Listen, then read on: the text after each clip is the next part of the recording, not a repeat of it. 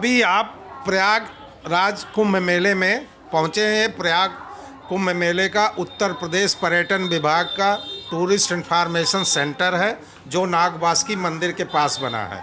अभी आप इस पॉइंट पे यहाँ पे खड़े हैं। ये नागबास्की मंदिर का पॉइंट है। यहाँ 6, 7, 8, 9, 10 सेक्टर हैं। गंगा इस पार है, गंगा उस पार के सेक्टर आप 11 से लेके 22 तक देख रहे हैं। 21 से है, ये सेक्टर उधर है।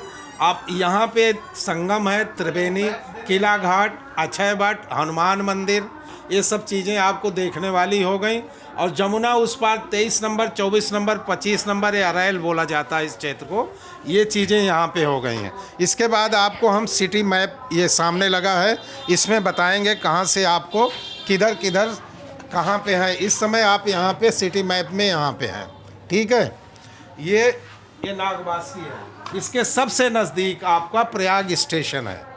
प्रयाग के लिए आपको अयोध्या, प्रतापगढ़, सुल्तानपुर, लखनऊ इधर जाने वाली ट्रेनें आपको यहाँ से मिलेंगी, ठीक है। अब इसके बाद इधर जाएंगे आप तो वाराणसी रूट जा रहा है। ट्रेन जा रही है झूसी की तरफ। झूसी से आपको पूरा पूर्वांचल की जितनी ट्रेनें हैं वहाँ से कुंभ मेला स्पेशल चल रही है, बसें भी चल रही हैं, ये यहाँ से मिलेगा। ये त्रिवेणी संगम का पॉइंट इसमें दिखा रहा है। ये मिर्ज़ापुर रोड जा रहा है, ये रीवा जा रहा है, ये वाला रूट जा रहा है NH-19 कानपुर दिल्ली का रूट है। और इसके नज़दीक सूबेदारगंज रेलवे स्टेशन है, जो दिल्ली के लिए ट्रेनें जा रही हैं।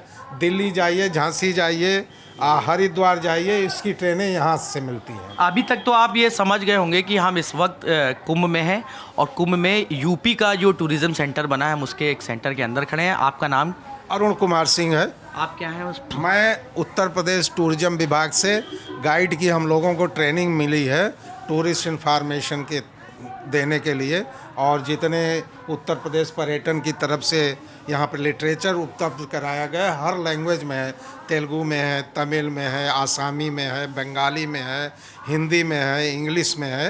ये सब हम लोग मैप देते हैं, प्रोवाइड करते हैं, समझाते हैं, जिससे किसी भी श्रद्धालु को किसी प्रकार की प्रॉब्लम ना हो। एक बेसिक सा सवाल कि मैं अपने घर से निकला कुंभ आने के लिए, मुझे बस इतना पता है कि हमको एक स्टेशन पे उतरना है। तो मान लीजिए मैं स्टेशन से अगर आ रहा हूँ तो मुझे यहाँ संगम तक आने में कहाँ से कैसे आना होगा, क्या मैप के जरिए समझा सकते हैं? यस, आप मान लीजिए आप प्रयागराज स्टेशन जंक्शन पे आप उतर गए हैं, तो यहाँ से आपको वहाँ से आपको साधन मिलेगा। आप मेन रोड देखिए, यहाँ से रोड आई हुई है। और सुनिए, लीडर रोड पकड़ेंगे, रोड से आप सीधे इस रोड पे आते चले आएंगे संगम पे।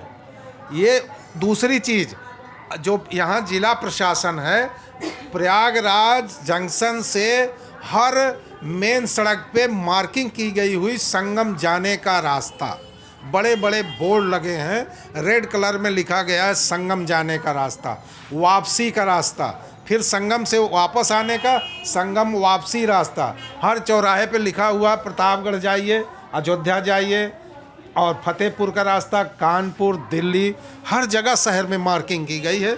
इस बात का प्रशासन, यहाँ का प्रयागराज का प्रशासन जो है, कहीं कोई चूक नहीं है। कोई आदमी भटक जाए, उसको पूछना पड़े कि मैं इस जगह से किधर जाऊँ, दिशा भ्रम हो ही नहीं सकता। आप कहीं भी जाएंगे, हर तरफ का आपको बैनर, पोस्टर और मार्क का निशान मिलेगा जिले के अंदर। जैसे अभी लोग, आपने बताया कि स्टेशन से जिस रास्ते से लोग आना है जिनको, तो वहाँ से क्या पैदल मार्ग है या गाड़ियाँ चल रही? नहीं, पैदल भी है और गाड़ियाँ भी हैं। जिस दिन क्राउड बहुत ज़्यादा हो रहा तो पैदल आने दे रहे हैं, फिर गाड़ियाँ नहीं आ रही हैं।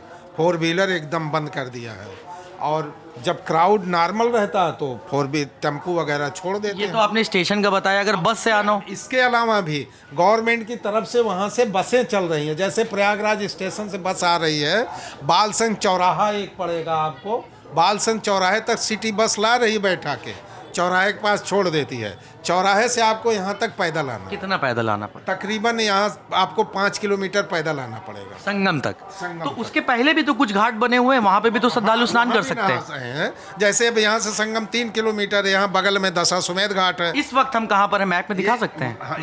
मैप में आप ये नागबास्की पे हैं, नागबास्की अच्छा, नागवासकी अगर संगम तक जाना है अब लोगों संगम पे, ये संगम तक जाना है, ये है संगम, ये त्रिवेणी है, यहाँ 3 से किलोमीटर सीधा- लगभग। हाँ, ये 3 किलोमीटर लगभग। इसके पहले भी आपको देखिए यहाँ पे लिखा है बेनी माधव मंदिर है, यहाँ पे भी घाट है, यहाँ जाके आप स्नान करिए, यहाँ पे भी घाट है। हाँ, ब्रह्म कुमारी, यहाँ पे सब घाट बने हैं। घाट बने हुए कैसे पता चलेगा कौन कौन से बना घाट हैं? हुआ है, घाट पे नाम लिखा है। और बाकायदे प्रशासन ने घाट का निर्माण कराया है, बोरी में मिट्टी रेता भर के, जहाँ पक्के घाट नहीं वहाँ घाट बनाए गए हैं। सब व्यवस्था है, मार्किंग की गई है। अभी शायद घाटों का नंबरिंग भी कर दिया है, लेटेस्ट मैं बता रहा हूँ कितने घाट संगम के हैं, सबको नंबरिंग कर दिया है। अच्छा, ये त्रिवेणी और संगम वाला भी आप कुछ समझा रहे थे, कुछ कई लोगों को मैंने देखा है जो श्रद्धालु हैं, क्या है मामला वो? ये मामला है, लोगों के दिमाग में है कि संगम अलग है, त्रिवेणी अलग है, और जबकि उसी को संगम कहा जाता है, उसी को त्रिवेणी कहते हैं। संगम का मतलब हुआ गंगा जमुना मिली दो नदियाँ, कोई भी दो नदियाँ मिलती हैं उसको संगम कहते हैं। त्रिवेणी इसलिए कहा जाता है, यहाँ पे सरस्वती नदी भी है, तो सरस्वती नदी मिलती है तो त्रिवेणी हो जाता है, इसका मतलब 3 नदियाँ हैं। तो लोग कंफ्यूज कैसे हो रहे हैं? इसीलिए कंफ्यूज हो जा रहे हैं, उनके समझने में जैसे हम बता दिए तो कंफ्यूजन दूर हो गया, और नहीं तो लोग इसका फ़ायदा भी उठा रहे हैं जैसे? श्रद्धालुओं से। जैसे अब उनको कह दिया कि भैया हम तो संगम में स्नान किए, त्रिवेणी तो गए नहीं, तो अगला वो कहेगा चलिए हम आपको त्रिवेणी नहला दें। नाव वाला। नाव वाले, ऐसा अभी 1-2 श्रद्धालु आए हैं हमारे पास, कंप्लेन भी किया है कि सर नाव वाले बड़ा पैसा ले रहे हैं वहाँ पे। ये ऊपर तक बात प्रशासन तक भी गई है। तो यही डाउट मैं क्लियर कर रहा हूँ कि त्रिवेणी और संगम एक ही चीज़ को कहते हैं, इसमें डाउट नहीं होना चाहिए। उसी को बस से भी कई लोग आ रहे हैं, उन बस से कहाँ मेन जो जिले के जो बॉर्डर है वैसे समझा दीजिए। जिले का बॉर्डर, जैसे बसें मान लीजिए दिल्ली कानपुर से आ रही हैं, तो बसें यहीं पे रोक दे रहे हैं। ये सूबेदारगंज रेलवे स्टेशन के पास है। अच्छा। यहाँ पे एक पॉइंट है, नेहरू पार्क बोलते हैं। अब इसमें नेहरू पार्क नहीं दिखाया है, सिटी में नेहरू पार्क है, जस्ट यहीं पे है। अच्छा। ये सूबेदारगंज स्टेशन है, जस्ट इसके पास ही है नेहरू पार्क, वहाँ पे रोक दी जा रही है।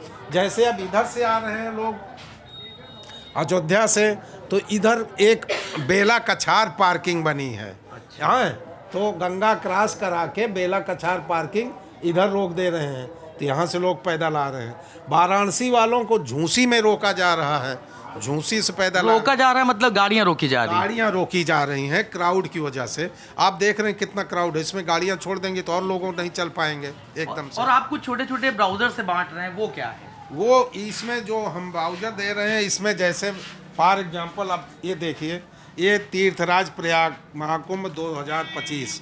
अब इसमें आप देखिए प्रयागराज के बारे में डिटेल से लिखा गया है। अभी वही त्रिवेणी संगम के बारे में मैं बोला, देखिए त्रिवेणी संगम के यहाँ शक दूर किया लिखा है इसमें।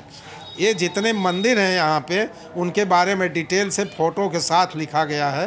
कौन सा मंदिर कितनी, अलोपी शंकर मंदिर 3 किलोमीटर दूरी है इसकी, किस तरफ है, कहाँ से कैसे जाना है, ये डिटेल है। लास्ट में इसमें एक मैप दिया गया है जो पूरे शहर को दर्शाता है कि कहाँ पे कौन सा पॉइंट है। जैसे ये देखिए, ये पूरे प्रयागराज का मैप है, इसमें पूरी चीज़ दिखाई गई है।